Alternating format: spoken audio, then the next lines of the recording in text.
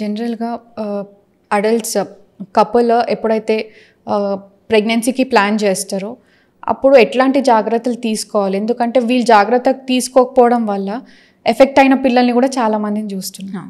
So అట్లాంటి టైంలో వాళ్ళు కన్సీవ్ అవ్వాలనుకున్నప్పుడు ఎట్లాంటి జాగ్రత్తలు తీసుకోవాలి for a healthy baby? Right. So ఇప్పుడు బేబీ మీకు ఒక ఎగ్జాంపుల్ లాగా చెప్దాం అనుకుంటున్నాను. ఒక ప్లాంట్ ఉన్నది, మనం ఒక ప్లాంట్ వేయాలి అనుకుంటున్నాం, ఒక సీడ్ నుంచి వేయాలనుకుంటున్నాం అనుకోండి. ఒక లెమన్ ప్లాంటే గ్రో చేయాలనుకుంటున్నాం. ఒక సీడ్ తీసుకుంటాం, దాన్ని నాటుతాము, మట్టిలో పెడతాము, దానికి కావాల్సిన న్యూట్రియంట్స్ అన్నీ వేస్తాము, వాటర్ వేస్తాం డైలీ. దానికి సన్ వచ్చిందా, ఎక్కువ సన్ రాకుండా మళ్ళీ లోపలికి తీసుకొచ్చి పెడతాము. కొన్ని డేస్ షేడ్లో ఉండాలి. బాగా వర్షం పడుతుంది అంటే అది కూడా అవాయిడ్ చేస్తాం. Over watering is also bad, under watering is also bad. Everything in balance ఉండాలి. సిమిలర్ వే మనకి ఒక బేబీని వరల్డ్లోకి తీసుకొస్తున్నాము అంటే you are bringing a whole new life into the world.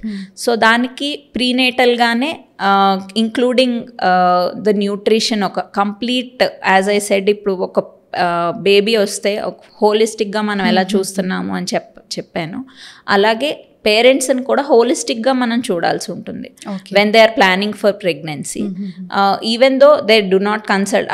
Pregnancy plan చేస్తున్నప్పుడే అందరూ కన్సల్ట్ చేయరు దేర్ హెల్త్ కేర్ ప్రొఫెషనల్స్. ఇప్పుడు అదే ప్రాబ్లమ్ అవుతుంది. అందుకే లైక్ మన పాడ్కాస్ట్ త్రూ అట్లీస్ట్ అవేర్నెస్, ఒక్కసారి మనము కన్సీవ్ ప్రెగ్నెన్సీ ప్లాన్ చేసుకునే ముందు ఒకసారి ఒక గైనకాలజిస్ట్ని, పీడియాట్రిషియన్ని, వాళ్ళకి సంబంధించిన వాళ్ళని కన్సల్ట్ అయితే ఇంకా అవేర్నెస్ బాగుంటుంది అనేది మన ఐడియా.